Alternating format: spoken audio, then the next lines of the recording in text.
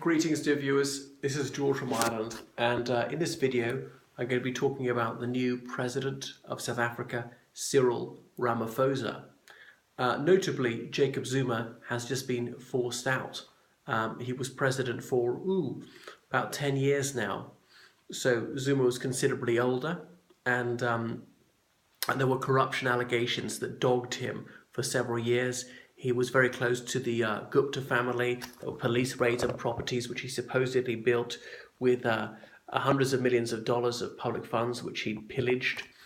It's a healthy thing that presidents in Africa can now be removed peacefully. Perhaps there was the example of Mugabe, who was ousted in November by this not quite military putsch.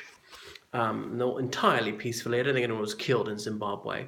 So we're moving on to a new generation of leaders in Africa. Almost all of those who took office after the colonial era ended have gone.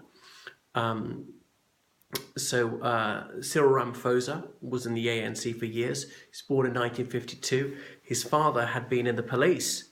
Now, the police in every country, they fight ordinary crime, but they have some role in upholding the state, in having to tackle those who would overthrow the state. Does that mean they're pro-state to some extent? Well, they've got to work for the state. And in those days, South Africa was run by its white minority, about 20% of the population, and they virtually monopolized power. The black majority were largely excluded from political office. There were some Bantustans, homelands for the black community. The black population of South Africa divided into various tribes, speaking various languages, Bantu languages in all cases, I think. And they were given only a very small percentage of the land, of the less valuable land, which were their homelands. They lived in South Africa proper. They didn't have political rights, but that's a bit of a distraction. Anyway, so Ramaphosa was involved in the anti-apartheid movement from his teens, which of course is a laudable thing. Apartheid was nauseating. I'm very glad it's gone. We can now have race mixing. So let's all embrace, let's all intermarry. Colour is not important. No one should be mistreated on the grounds of their race. So Ramaphosa studied law. He spent some time in prison for anti-apartheid activities, and that's almost a sine qua non for South African politicians of his generation to get anywhere. He was a clerk at a law firm. He was awarded a law degree, I think, whilst in prison. So there's another thing about the apartheid government of South Africa. It certainly pursued unfair policies. There was quite a lot of police brutality. Anti-apartheid activists who attempted to use force to overthrow the government were quite often tortured in prison. Some of them were killed illegally. Some of them were lawfully executed. There were 2 large-scale massacres under the apartheid government. So I pull no punches about calling out the apartheid government on its cruelty. That said, it was by no means the worst government in Africa. There were several which were far worse, which were genocidal, let's say under Idi Amin. I could go on, even what was happening in Zimbabwe in the 80s under Mugabe. So it had one been in one of these post-colonial countries in Africa, in prison as a political dissident, that person would not have been awarded a law degree. It wouldn't have been possible. Somebody probably wouldn't have survived several years in those prisons. Anyway, Ramaphosa came out. It was a trade union baron. He was in Zambia in 1990, and he was part of the welcoming committee for when Mandela was released from prison in 1990. Ramaphosa was notably not a communist. Some people in the anti-apartheid movement were in the South African Communist Party rather than the ANC. And in the early 90s, Ramaphosa spent quite a lot of time in the British Isles. He met Sinn Féin members, and Sinn Féin always tried to pretend their situation was in some way analogous to South Africa, despite the fact that obviously the great majority of people in Northern Ireland were against Sinn Féin, even higher majority in the Republic of Ireland, and Sinn Féin were, of course, themselves sectarian, and they're fighting against democratic rights, trying to prevent elections going ahead, killing politicians who held different viewpoints. Ramaphosa was part of the monitoring commission in Northern Ireland to try and see the terrorists really had destroyed their weapons.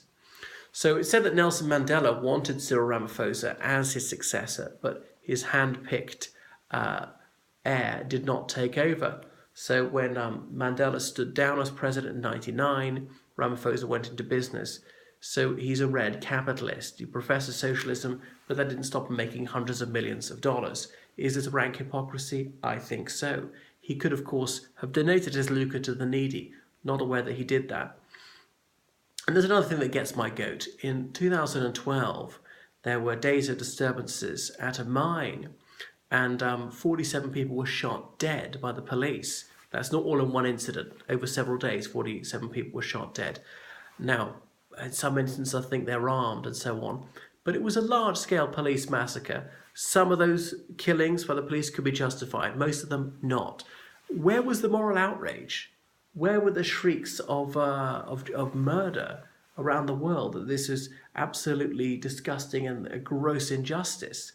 But because it was a post-apartheid government, it could just be shrugged off. Ho-hum, oops, it was just so trivial. If the white supremacist government had carried out a massacre of this nature, then it would rightly be denounced as a crime against humanity. But if it's the ANC, they get a pass.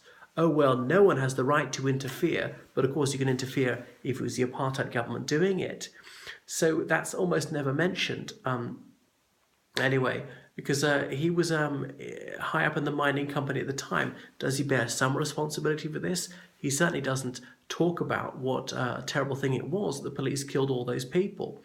Let's say in Northern Ireland, when the parachute regiment shot dead 14 people in Derry, this re-echoed around the world and people denounced that as a monstrous crime. But when rather more people than that are killed in South Africa, it's just written off, doesn't count, doesn't matter. It's staggering, the double standards there. Anyway, Ramaphosa was deputy president. He's scandal-free. It seems to be why he's risen to this office, because, of course, even indirect involvement in the deaths of 47 miners is not regarded as a scandal there. Well, he's young enough. He's not too young to be president. It seems that he'll be decent. South Africa's facing some economic headwinds. It's still a growing economy, but not as fast as it should be. There are budget problems. The rand is relatively low in value.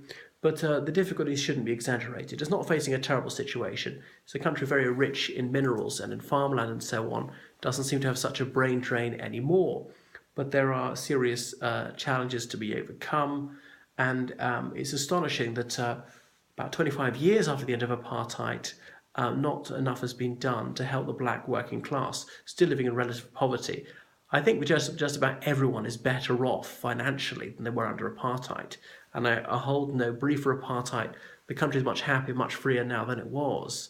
There's civil liberty, which there weren't before. So nobody in his right mind, and no fair-minded person, would want to go back to that revolting system. But the ANC government still needs to do better, needs to deliver for the people. And they're facing a significant challenge from the Democratic Alliance for the first time, which has now got a black person as leader, who's largely perceived as being the party of the whites. The whites own about 10% of the population in South Africa. I know they tend to be richer than black people on the whole, but they're a very, very significant force. So Ramaphosa would likely stay there for quite some time, some stability. There'll be an election in a couple of years' time, and it's by no means a foregone conclusion the ANC will win. I think they probably will win, possibly a reduced majority. Zuma was forced out. Why? Maybe there was this relentless drip of negative publicity about him ripping off the state and taking corrupt payments, not being convicted of anything with that regard. So Ramaphosa, he has a mess to clean up. I think he'll do better probably than anybody else who was likely to succeed. And he's got a lot of goodwill behind him, sensible. Hardly anybody has a bad word to say about him. I wish him well.